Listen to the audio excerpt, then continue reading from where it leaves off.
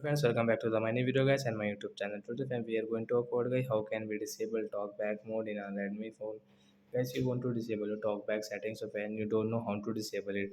So and how can you disable this talkback setting in our Redmi phone? Today I will show you in this video guys.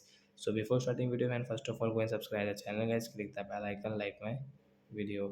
First of all guys, you will have to use guys your two finger. Then guys you can scroll and first click on guys your phone setting with double tap means two fingers. It will not work, so with one tap and with double tap.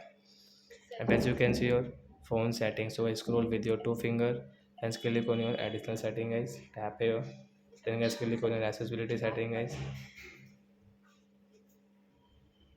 then guys click on guys your talkback setting guys with double tap, and guys you can see this icon guys, tap here, double tap here,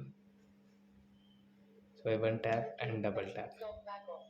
Means guys your talkback will disable in your Redmi phone guys. You can see there is no any talkback setting guys. If you want to disable means you want to off, you can disable in your Redmi phone. So that's it guys. Thanks for watching the video. Bye friends.